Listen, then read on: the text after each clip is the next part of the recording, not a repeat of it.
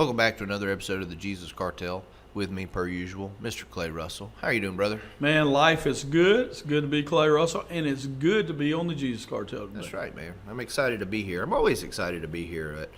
But, life has been particularly good lately. I never really have anything to complain about, but it's just like we're having another one of those moments where we're just seeing God really step in and fulfill a lot of the things that you feel like he's going to do. You feel like he's telling you, hey, things are kind of headed this direction, just brace yourself for them. Yeah. And so you wait and you walk in faithfulness. And I'm kind of at a time right now where several of those things all at once are all coming to fruition simultaneously. Amen. And so I've been waiting on some different things, not necessarily like, Lord, you owe me these things kind of waiting, just like it seemed like he was telling me that this is where it's headed. And it's been for different amounts of time. One of the things I've been waiting on for about 6 months. One of them's been like a 3 or 4 year ordeal. And then there's another thing that's just kind of been on and off in the works. And it seems like all at once, they're kind of all crashing in. And the Lord's, saying, yes, yes, yes, here we go. It's time for all of these things to sort of materialize. And we have some mosquitoes. Someone left the door open. And we have mosquito infestation. Yes, and so we're going to you may see us at war today. And I just want you to know what it's about. But yeah, no, life's really good. What about you? Man, it is. It's good. I said I was real happy to be here. You said the same thing. And it made me think about something I said this past week in our service. I said, man, it's so good to be here. It was Father's Day, excited about that. I said, but anytime Christians are gathered together, I'm digging it.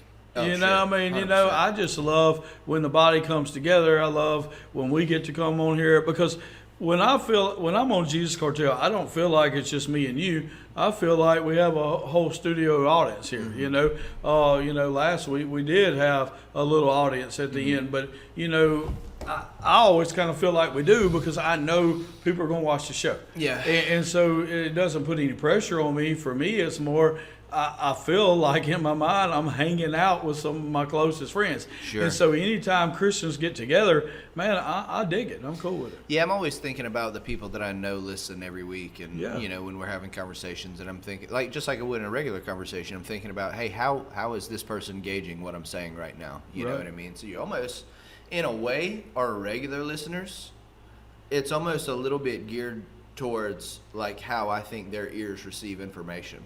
And so I would teach it different probably if I didn't know all of our regular listeners. Like, I'm not going to name them, but you know what I mean? There's 5 or 6 people that off the top of my head that I know every single week are listening to Jesus Cartel. And so it's like when I hit a topic that I'm like, ooh, this kind of applies to him. You know what I mean? I'll kind of like say it in a way that our past communication has been like really effective. And so I'll start teaching it like I was talking to him in person. And then I know this young lady listens to it and I'm like, okay, you know what I mean? This is probably something that's been on her mind, and I'll start talking like I'm talking to her. Right. And so if you ever kind of feel like maybe a conversation turns and it feels personal, it may be because we might be thinking about you when we're talking. Yeah, a lot of people say, especially when they're preaching, man, that preacher was preaching right at me, and the preacher's like, no, I wasn't. This is what God told me to say. Mm-hmm. But on Jesus Cartel, it's different. Yeah. It is different. I mean, we do have an audience in mind when we're discussing this. Now, we don't talk about stuff ahead of time. We don't think about it. Right. Yeah, that kind of stuff. It's not like it's premeditated, but our friends are always on our mind. Mm-hmm. I mean, they just are. I mean, sure. I had one of our listeners say last night that him and another listener were talking about it, and they can kind of gauge what Sunday's message at Thrive Church is going to be based off of listening to Jesus Cartel on Friday or Saturday. Cliff Notes. Yeah, and I'm like, well, it's not planned that way. It's just because it's what's on our mind. Yeah. And so if I'm writing a message on Tuesday and Wednesday, and then we meet here on Thursday, and you're like, hey, Clay, what's been on your mind? Mm-hmm. Well, my message for the message Tuesday I've been writing on. Yeah, it's on my mind, and that may not be what the topic of the day is, but it's still probably going to come out. Well, it's the same way these people that God has put around us, I mean, whether it's, the people at Crockett or the other churches that you minister at, or our Jesus Cartel, people that listen, or followers or whatever, or the members of Thrive Church, they're going to be on our mind all the time, no matter what we're doing. Sure. So I think that's pretty cool. Amen. Amen. And you're right, and I'm glad you clarified that, because genuinely, I never write a message with a person in mind. Ever. In the history of my sermons, I've never written a sermon for a person, ever. Right. Like, hey, look, I know they're going to be there. Yeah. They need to hear this. I'm going to preach a message straight. Like, never. But on Jesus Cartel, you're right. It is different. It's different because I do have people in mind, but it's also, it's not intended to be corrective. It's intended to be helpful. A lot of times messages are corrective in nature. Yeah. Especially when you do, because I have seen pastors take a pulpit and shove a corrective measure straight over, and that's one, wildly inappropriate. Yeah. Two, a horrific misuse of kingdom time. You know what I mean? Like, you needed to be man enough to take that man out to lunch or go to his house or something, you know what I mean, and have that conversation. Right. Don't hide behind the pulpit to throw your correction out. Like, that's and we're never going to do that on Jesus Cartel. No. But it may be something that we've already handled privately, because with Jesus Cartel it's very topical. Yeah. I mean, and we want the topics to be off of stuff that people can relate to and going through. Well, sure. How best to do that than to deal with real life situations? So most of the time, if we bring a topic on here, there's a reason. Yeah. Somebody told me the other day, we were all just laughing and joking, but I said something and made a joke about a particular person, and they were like, man, that's cold. They're not even here to defend themselves. I said, oh, no, I've already told them this directly to their face. You know what I mean? Like, but now we're going to use it to try to help other people. Right, yeah. It's just, you will never hear me say something to a person that I haven't already said to the person. Right. You know what I mean? And somebody asked me the other day, they said, hey, maybe you need to preach on this one day because it's a little confusing. I was like, no. It really needs to be Jesus Cartel, because there needs to be a back and a forth. Right. If I'm preaching on something like that, then really I'm doing it a disservice, because there's not a back and a forth. Yeah. The only thing you can do then is preach both sides of it. That's weird. Yeah. But if you and I can come in and talk about it and one take one stance to the other, then we can work it out. Yeah. But it really shouldn't be the sermon. And so I like the idea of us both being able to preach and both being able to do this, and it's two totally different things. Sure. I'm gonna, speaking of not calling people out, I'm gonna call out my wife real fast in negative light. She doesn't listen to the Jesus Cartel all the time. She used to listen to it pretty regularly, but she just kind of got out of the habit of it. And somebody ran into her not too long ago and asked. They said, hey, how are you liking the Jesus Cartel? Do you listen to the Jesus Cartel? And she goes, no, I live with him. You know what I mean? Like, I have to. She said, I have to hear everything that he's saying. And she wasn't saying it like she doesn't want to hear it. She's just saying, like, I know what he thinks about everything. Right. You know what I mean? There are no secrets. But the deal is, every time she ever quotes Jesus Cartel, which is actually semi-regularly, even though she hasn't really listened probably since season 2. She's always quoting you. Yeah. She's never quoting me. and that's so we had this conversation 3 or 4 days ago, and she just said, I need to start listening to the Jesus Cartel again. And then she told me the story about somebody, and I said, you do, because you do live with me, but you don't live with Clay. Right. And Clay and I don't share the same opinion, though we're usually in the same vein of things. Right.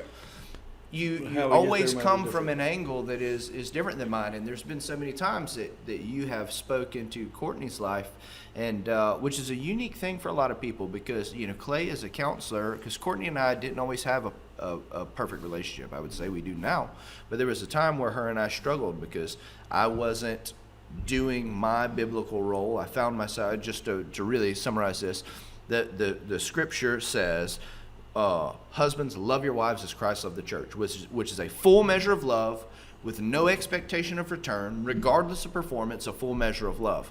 Well, I found myself, whether intentionally or unintentionally, I can't say for sure at this point, but I found myself withholding some of myself because I had some expectations that weren't being met the way that I felt like they should be met. Now, on the surface level, it sounds like that was probably really, really petty, but it wasn't over petty things.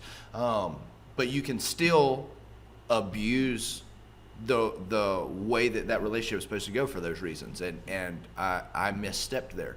And so then on the flip side of that, what you see when a husband isn't performing that role the way that he's supposed to perform it, the subsequent verse, which can only truly happen if the first part is handled, and it says, wives, respect your husbands. It's like, okay, but it's the me loving her as Christ loved the church that gives her something to respect. And so I'm mad that I feel like I'm not being properly respected in some areas, but it's like, but I'm also withholding myself in a way. And so we went through some things as a couple together, and Clay uniquely, and this is not something a lot of people can do, and I want to honor you for this, but I also want people to know about this. You uniquely positioned yourself that even though you and I were very close, and you did have a good relationship with Courtney, that you were able to counsel from a position that was truly neutral and unbiased. You did not take a side either direction. You spoke clearly to what was. And so I say all that to tell you that Courtney very much values what you have to say. She very much values it, and she should, and it's a good and it's a right thing. And I think that having us both on here, I don't even, I don't remember why we started the podcast, but it has been far more effective, and it could be such an effective tool for people, because we got a lot of regular listeners, but there's a lot of people who, like Courtney, listened for a while and then kind of didn't, and then it's like, you've missed 2 years of very specific, very, very specific teaching, not from me, but from God moving through two separate people, two different angles, at two different stages of life.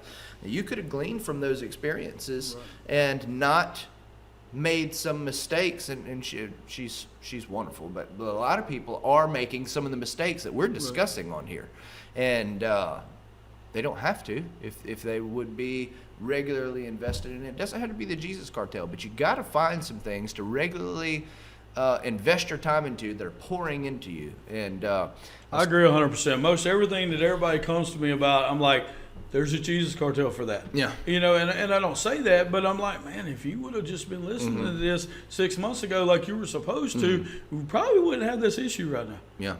Because I think the same exact thing. There's every single episode, there's something that you say that I've not heard somebody say that way. And I'm like, man, if they could just get that, because it benefits me, and so I said this the other day. I was preaching at the prison to a group at Franklin Parish Detention Center, and I said this to my group of first phasers the other day. I said, you're going to hear ministers say all the time, man, I go minister there because I get just as much out of it as they do, right? And I said, and I'm not saying they're wrong. They're probably right, but that's not where I'm at. When I go preach at the detention center, I get nothing out of it other than knowing I'm doing what God's called me to do. Right. What I get out of it is when I see the lives change, when I see, but it's not that, ministry wise, I'm going because God told me to go. It's the same way. But when I do Jesus Cartel, I always get something out of it. And it's because I get to hear you. It isn't because I get to hear me. It's because I get to hear you in an avenue that is only set up because of this. Yeah. And so I don't get something out of Jesus Cartel because of me, but I get it out because of you. So when I'm ministering to other people and I'm the only one talking and stuff, I don't get something out of that. God's already downloaded those things on the inside of me. And I will say this, because she'll probably listen to this episode now that you talked to her about it. But I very much value my relationship with Courtney. And one of the main reasons is she has always showed me honor, whether I felt like I deserved it or not, and in a way where she is always very open to hearing what I have to say and receiving what I have to say.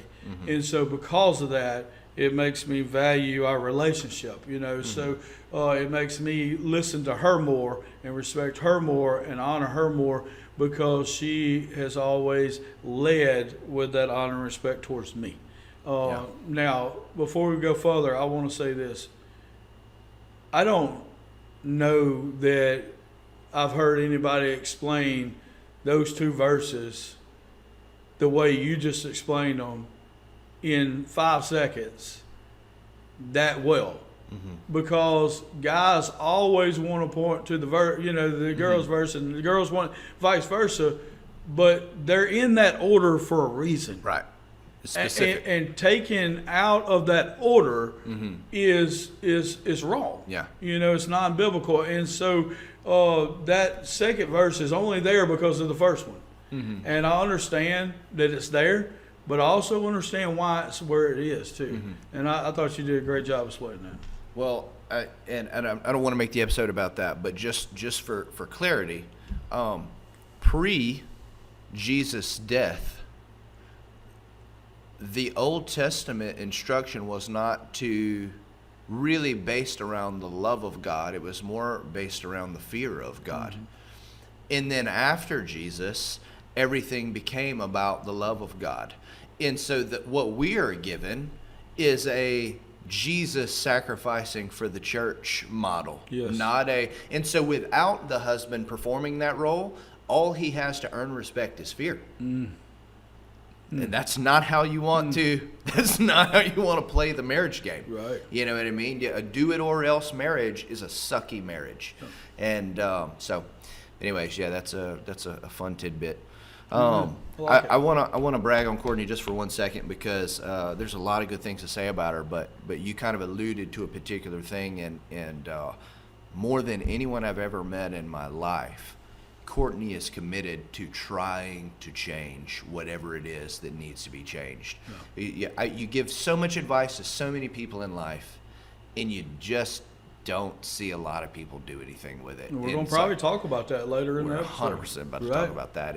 But Courtney has never been that way. Like, if Courtney knows something needs to be altered, come hell or high water, whatever advice you give her, to the best that she understands it, she's going to try to make those changes. She's going to try to implement the things. And so Courtney has been, as long as I've known her, and I know actually because she's been keeping journals for a really long time, and I've got to see some of like her life before I even came around. Courtney, for as long as I've known her, has been at war with anything that doesn't reflect Christ in her life. And it's like, those are the type of people that are fun to be around because they don't settle. They don't get satisfied in anything that isn't the fullness of who he is. And I mean, how satisfying to be able to work with somebody like that, and spend time with and love on and have a relationship with. I agree. And so before we get into the depth of the episode, you came up with a really good get-to-know-you segment question last week that got derailed by our episode on leadership that was totally impromptu, not planned at all. But the question you asked was a good question, and so I want to discuss it. And you asked, what has been my favorite moment of the podcast? So we're in our 4th year now. What has been my favorite moment of the podcast? Not favorite podcast episode, but favorite moment of the podcast so far. And man, what a fantastic question. And so just to give me just one more little second to think about it, would you share with me your favorite? Sure, I will. So, I grew up in a musical family, grew up playing music and stuff, and really enjoyed music, but not, never got caught up in it quite as much as a lot of people. But with that being said, I like to go to concerts. I like to go, hear bands play. I like to go to concerts and stuff. But my favorite part of the concert is when something happens that, we wouldn't expect to happen. And so, I know when they sing their own songs and everything, you can hear those on the radio. But if they add another verse, or they sing a cover, or they, do something, bring out somebody else that you hadn't seen or something like that, those are the moments that make it the most for me. And so, Sure. when I, so when I think about Jesus Cartel and I think about all the topics and the different things that we have going on, all those things are great, but they're expected. But we had a moment probably around season 2 that was unexpected, and we had a brand new sponsor that had come on wanting to kind of do big things and wanting to be a big time sponsor for Jesus Cartel called Otterbox. And they came on the scene, and they came on in a way, and because you had negotiated the contract with Otterbox and you knew what they were doing and the level and all that and everything, I just felt like you had some information on Otterbox that I didn't have. And so I just wanted to know, that since this is made of an otter skin, I wanted to know how strong an otter skin was. And the moment just derailed from there. Yeah, things got weird. It's one of the only times I've ever seen you speechless. That was the most responded to moment, I think, of our podcast. I got more phone calls and more text messages because of the way that you worded that question. And the more letters from the Otter Society of Washington State. Yeah, we got a letter from PETA about it. That turned sideways. Yeah, there are ways to ask questions about the skin of otters, and there is ways not to ask questions. And I'm just going to have to let people's imagination run. And I can tell you, you'll probably land in the right place, however far your mind goes.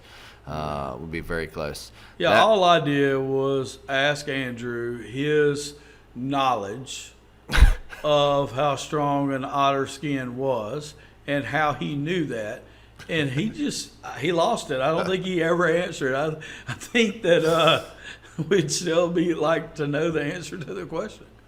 It was okay, but you're not telling the people what you asked. Right. Well, they had to go back and listen. They're never going to be able to find that. The answer is either yes or no. Have you or have you not? But then you asked how many also. It was not I'm pretty sure. That's the way that I remember it. So they had to go back. Do you remember what the real topic was supposed to be that day? I don't know, but I doubt we got there. Yeah, that was a tough one. What a great moment. Yeah, it was a good moment. So when I think back through, because we've had a lot of different fun moments, but I think the most enjoyable moment for me, but it was because of the build-up. There was a lot of build-up. We had several episodes of build-up. When FCCS beat Mangum 2 years ago in baseball, it was the first time FCCS has ever beaten Mangum ever. I shot off a confetti cannon in here. But it was because earlier in the season we played against each other. So there was a lot of tension before the first game, a lot of build-up into that, and then we lost. And then there was a rematch like a couple weeks later. And so we had like 6 weeks of like, this is because it is a baseball podcast. Yeah, this is coming down the pipeline. And so when we finally got there, and then you made some pretty weak attempts to defend it, and so. Well, let's talk about our least favorite moment. There was this time. There's a time somebody shot off a confetti. That's right. Oh man. Oh, and I never saw it coming either. Yeah, we've had some weird moments too. We've been through a lot since this podcast started. Well, and we don't cut anything, and for new listeners, they might not understand that, but there is no cuts. We've never edited anything out, not one time. Yeah. And so there's times that we should have, and there was also some times where the camera died, and we still finished the episode. And but we've had some good times. Yep. So today's episode, in particular, I want to talk about 2 things that don't get talked about a whole lot, and I want to talk about what these 2 things are. I also want to talk about what they are not. Because I think that there is a danger side of having these conversations as well. I mean, the first thing is called imposter syndrome. Imposter syndrome. Now, when I say imposter syndrome in this particular scenario, because I know that it has a much more broad meaning to regular people, we're talking about it within the context of a Christian or someone who would consider themselves a Christian leader or a strong Christian. So imposter syndrome in this situation is going to be like, hey, look, you understand righteousness, you understand identity, you're teaching people righteousness and identity, be it either through your ministry or just through your life. But sometimes there are voices that will tell you that you are not qualified to be teaching and talking about the things that you're saying. And maybe not even so much that you're not qualified, but that you are not the things that you're saying. Here you are telling everybody that you've been made righteous, all the while you're struggling with something that you're not talking about, and now that you've got this whole battle, and so there's different ways that it could come about. Some of it is through, like, maybe some of you are hanging on to some things God's told you to let go of, and that kind of like induces imposter syndrome onto you. For some of you, it's not that you're struggling with anything; it's just a self-assurance thing that, has God really raised me to the place that I think that he's raised me to, that I'm telling people that he's raised me to? And, you have scriptures, you got different things to back it up. Before I go into a lot of detail, kind of what's your opening take on imposter syndrome? Well, this is a very real thing, and here's why. Because you kind of got two camps. You got pastors that are, discipling people and everything, and the pastor is the end-all be-all and everything, and they really just want people to, agree with them and go under them and learn from them, and this is what God showed me, and it's good for me, and it's good for you and stuff. And that's one side. And then you also have the other camp that, hey, is, the pastor that's disciples that make disciples, and so they push people out there to, give testimony, to work in the church, to teach and preach and do these things, and maybe a little too early sometimes, and so, on one side you got the guy that never really gets to reach his full potential or whatever, and then on the other side you got the people that may be kind of thrust out there a little too quick, to where they're preaching and teaching the right things, but they're not quite living it 100% because they're really not that mature in Christ yet. But yet they're not going to teach the wrong things. They're teaching the right things, but they're not really living 100%. And so this is a really real thing that happens a lot. And so, what side I kind of, people would find this kind of weird, but I almost lean towards the first side a little bit in some areas, just because I don't want to see people set up to fail. I want to see them to do good. It has nothing to do with me, and that it has everything to do with them. But then the other side of it is I want to push people to reach their full potential in Christ. And so a lot of people have said about my life that I'm really good at putting people in the right positions at the right times. I agree with that. And this right here is one of the reasons I put a lot of effort into this. So if I ask you to do something and I ask you to fill a position, it will not be primarily because I need that position filled. Correct. It will be because I think that you are the right person at the right time, whether you realize it or not, to do that position. I put a lot of thought before I ever ask anybody in to do anything, and very rarely is it any self-motivation from myself at all, because one of the greatest fears I have is for you to feel like an imposter because you're not ready, and then you fail. So I know that's not 100% the topic, but I did want to put that out there. Well, I want to say to the point that you made, just so that people understand how seriously you take that, the whole reason, a portion of the reason I ended up back at Fresh Start, because I had left for a couple of years. When I came back, and you may probably haven't even thought about it until I'm bringing it up right now, but I was actually floating a position for you because you hadn't found the right person for it yet. And we sat down and talked, and I said, hey, I got an easy solution. Let me do it until you find the right person. I'll make sure all the work gets done. But ultimately, this isn't the position for me. We both know that it's ultimately not the position for me. There's a couple of options on the table, depending on how some things go. I remember Let me float this position until we figure out where we land. And you, using wisdom, not wanting to put somebody in the wrong position, because you could have already had that position filled. Right. And by most people's standards, that was a mistake by you to not have it filled. But rather than make a bad decision, you withheld until the right thing came along. And then the Lord, just by the timing of the Lord as he does, I happened to be able to be available. I was familiar with the position already to float the position until the Lord lined up everything exactly as it is. And now I would say that we've got the strongest staff that we've ever had. Yeah, staff's real strong, but a lot of times people just put people in positions and then it doesn't work out and everything. And we made a change at the Women's Center that a lot of people don't know about because it hasn't took effect yet. Right. And we did it this week. And when I met with a young lady, she's got one position, she's moving to the next position. And I told her, I said, my greatest fear is you've been doing this job for me for 7 years. And I know that you could, I mean, in my heart, I feel like you could do this other job. But at the same time, if I hire you to do this job and it doesn't work out for whatever reason, then I've lost you at this other position that I know that you do great at. And I said, and that's one of my fears. It's the same concept as what we're talking about here. Now, as far as where, you're probably trying to go to this is, the devil will use anything that he can to make you think that you're less than. Right. But I guess that's what a lot of people don't understand about this grace walk, this Christian life, this righteousness, is that we don't deserve it. Yep. And we are less than, and we haven't done anything to earn it.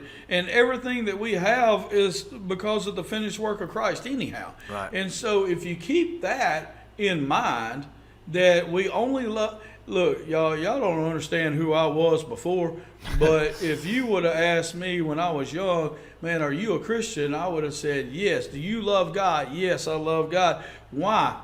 I would have never been able to answer that question because nobody ever asked. But when I read in 1 John, it says that we love God because he first loved us.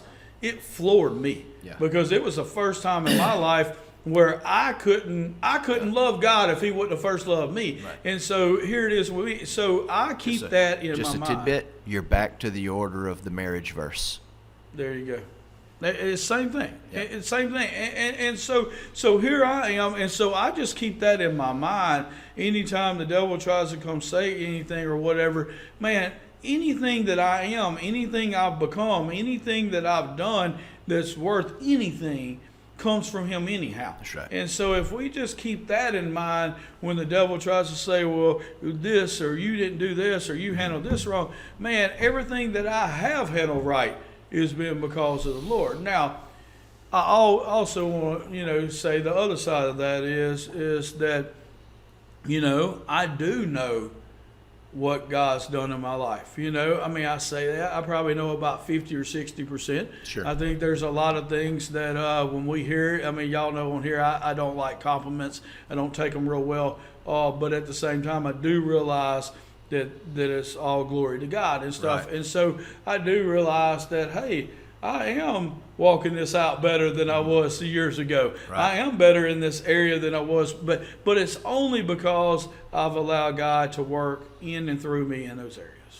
Yeah, so let's talk about both sides of the imposter syndrome. Okay. So first we'll talk about self-induced imposter syndrome. When I say self-induced, I mean you are teaching correctly, but you are living incorrectly. Mm-hmm. And so you have self-induced yourself to believe that maybe you're not the things that you are.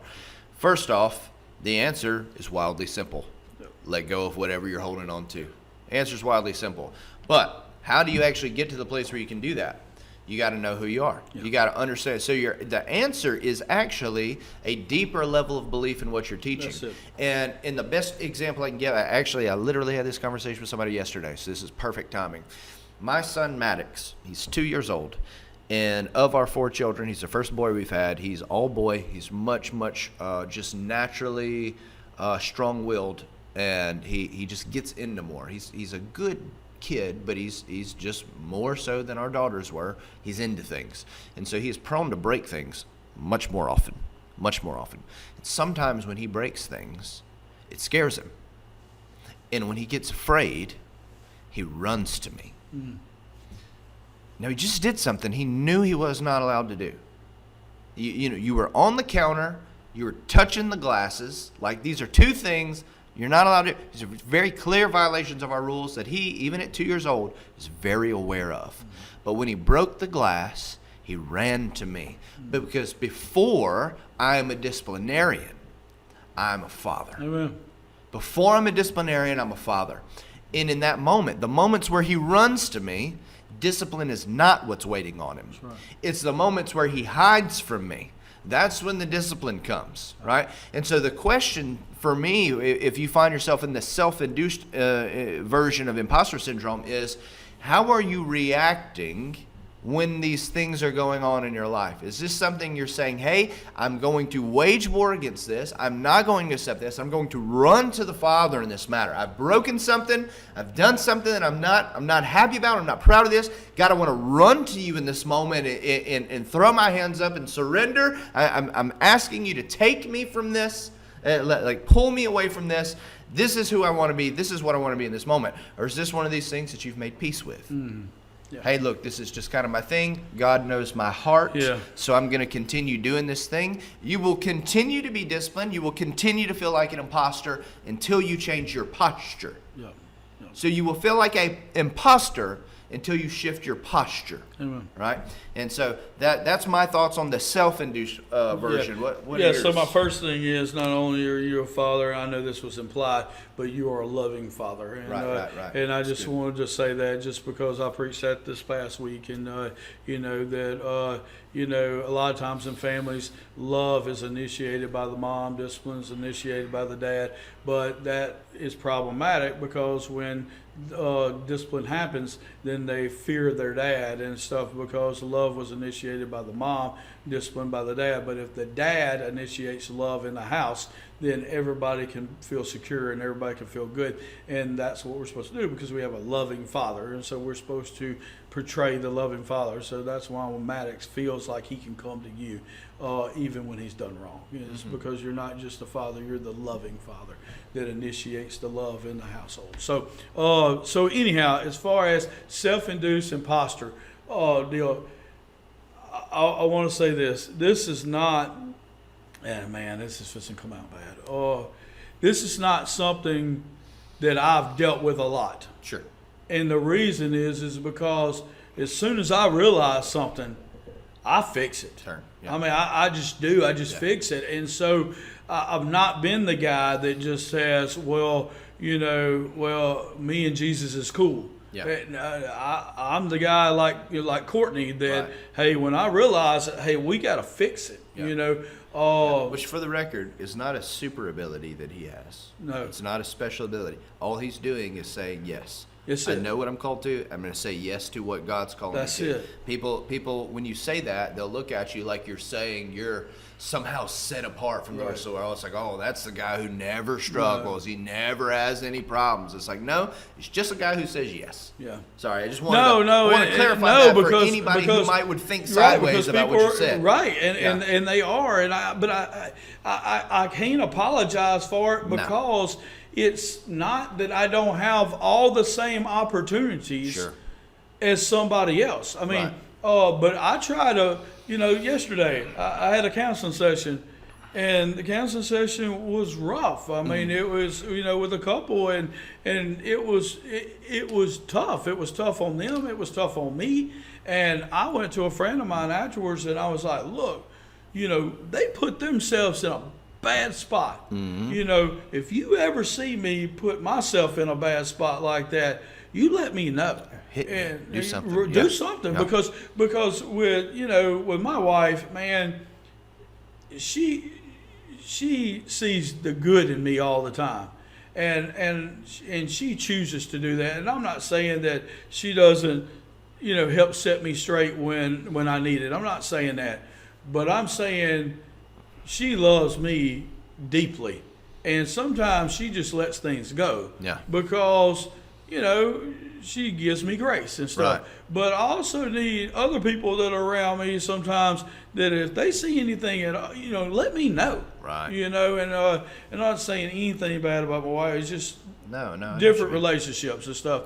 But I'm just saying, man, I don't want to mess up. Right. I don't want to do the wrong thing. I don't want to feel like an imposter.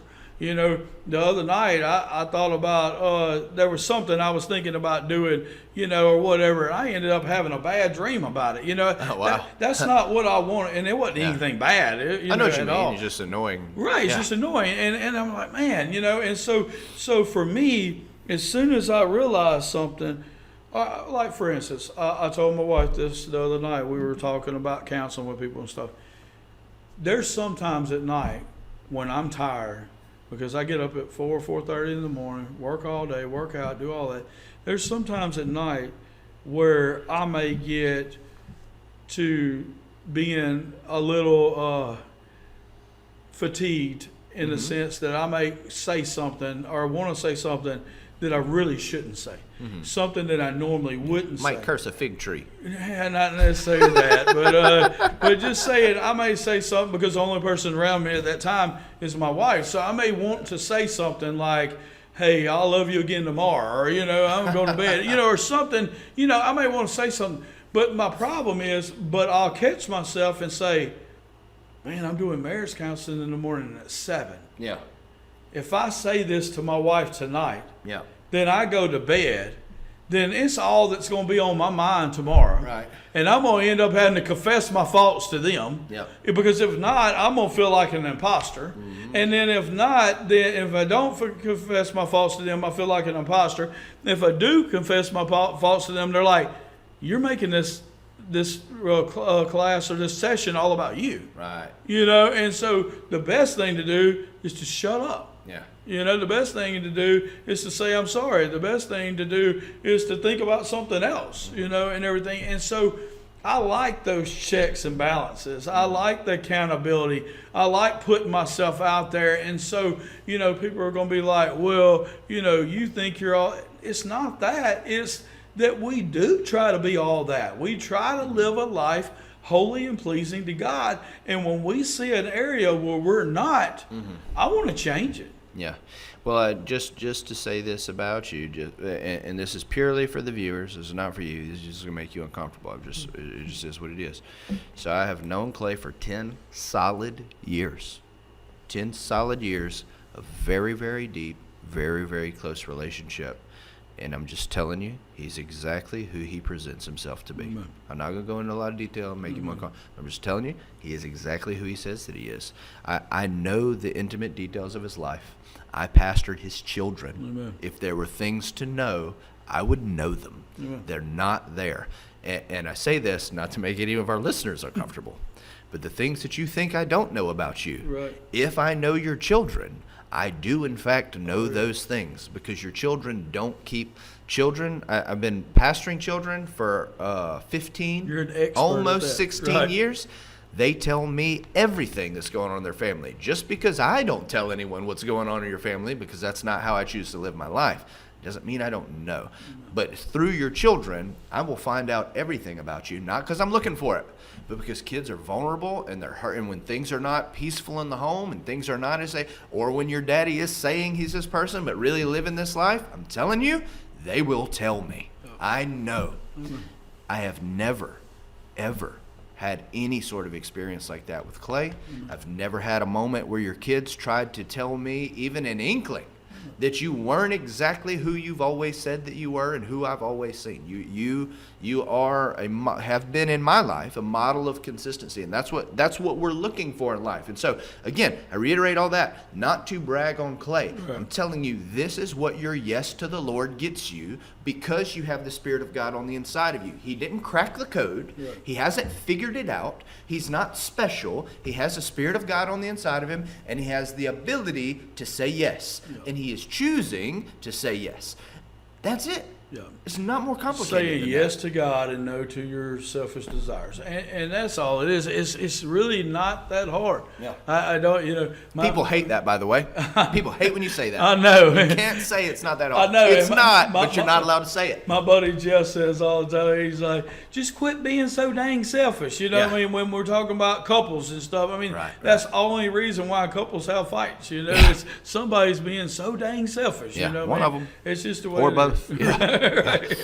or both. So so the imposter syndrome, have I seen it a lot? Yes. Have I dealt with it a lot myself? No. Do I try to help other people with it? Yes. By not putting them in positions that even they may desire that they're not ready for. Right. You know, but at the same time, I want to put people in positions to really push them up. I mean, like, for instance, and I know we're short on time today, but with Devin, for instance, you know, man, we've seen Devin in a lot of different roles, and we've seen him do well and stuff.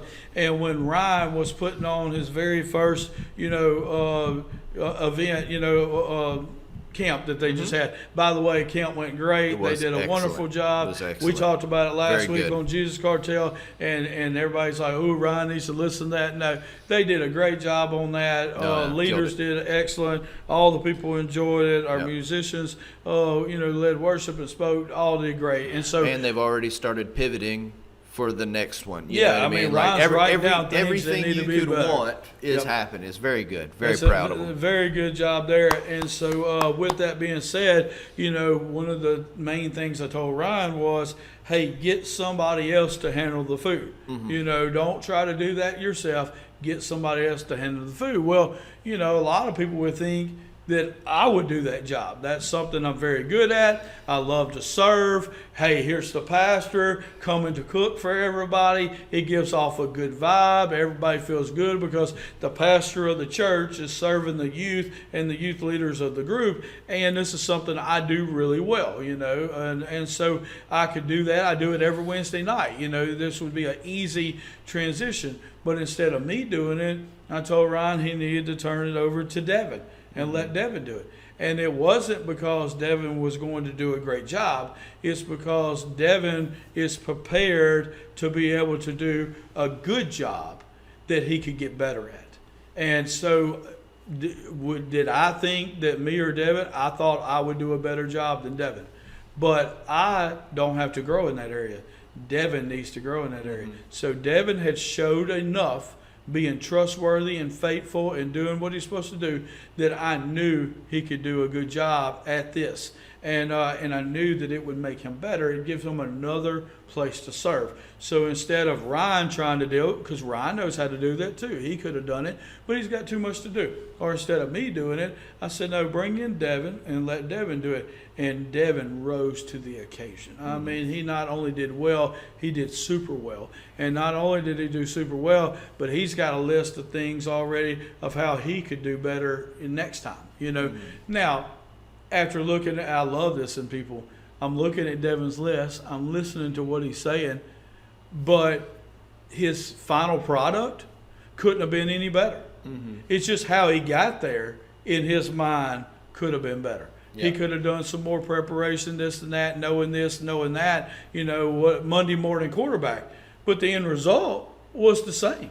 As far as the product that everybody received, man, they all loved all the food. They all got plenty to eat. It was all great. Everything was good. He just had to work a little harder because it was his first time. Had to work through some things. So anyhow, I love it when we put people in the right positions to be able to do what God's called them to do. That's very good, man. That's very good. And so, as far as self-induced imposter syndrome, man, I think that we covered that well. And then you kind of led into the non-self-induced version of imposter syndrome, where those voices, through actions that weren't blatant disobedience, kind of try to slip in. And just to also add, sometimes there will be physical voices that just tell you you're an imposter. There's going to be, I'm just saying it out loud, there is someone who's listening to this podcast who, with you talking about this isn't really something I struggle with, is going to voice their opposition to. Now, those voices always get back to us. We don't confront every single person who ever says anything negative about us. We got other stuff. We got a life to live, or lives to live. But it doesn't mean that we don't have to hear them. And we don't have to take those thoughts captive every single time. But if you don't take those thoughts captive and make them obedient to Christ, those voices can get loud, especially if there's a bunch of them. And there's going to be a bunch of them. It says the world will hate you because it hated me first. And so living like Jesus is not going to make you friends with the world. It's not going to make people at peace with you. When you live like Jesus, when you're praying for people everywhere you go, when you're walking in righteousness, when you're speaking in confidence because of who he is and not because of who you are, people aren't going to naturally like that if they're not doing the exact same thing. Anybody who's doing less than that, if they're not Christian, they're going to hate you because you're one of these freaky, like those like way over the top, too much Christians. Like, I can't stand those guys. A lot of the condemnation, however, will come from within the Christian community because your lifestyle is an indictment on their lifestyle.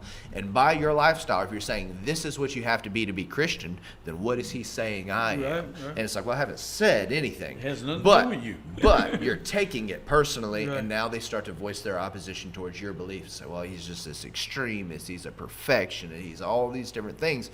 In reality, we're none of those things. We just believe in the gospel fully.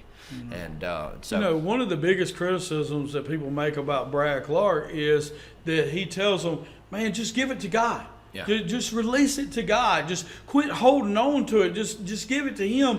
And that's one of the things people criticize him the most of, is because it's like, I needed your help. Well, yeah. I'm trying to help you, and he has done that so much in his life that for him, it's just second nature. Mm-hmm. He's like, I know the answer. The answer is quit trying to do it yourself. Right. Quit trying to quit trying to fight a battle that's not yours. Release it to God and receive his peace.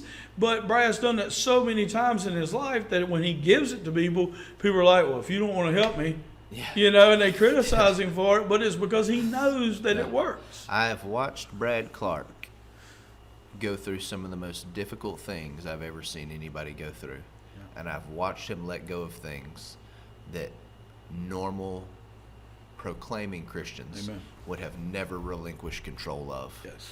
And he would not have gotten the results he's gotten if he did not relinquish the control he was willing to relinquish. And it was so difficult to do, but he did it. Yeah. I agree. And 100%. Now he's reaped the reward for letting God work in something instead of letting Brad work in something.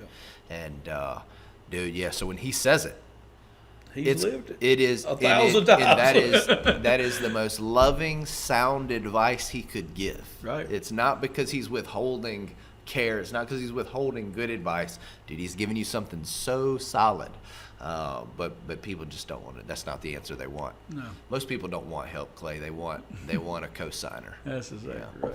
Yep. Let's kick pastor fatigue down the road. Yeah. We may do a best of. I may do a road show next week. I'm not sure. I'm going to be in Arkansas for cross camp, and so I did a road show last time we went to cross camp. Either way, I may do another one, and I really enjoyed it. I like cheering from the kids and stuff last time. Yeah, so I think that might be what want we to do that. So either way is good with me. Sweet. Well, look, we want y'all to know that, hey, we love y'all. We care about y'all. We want y'all to do good and knock it out of the park. If we can help in any way, let us know.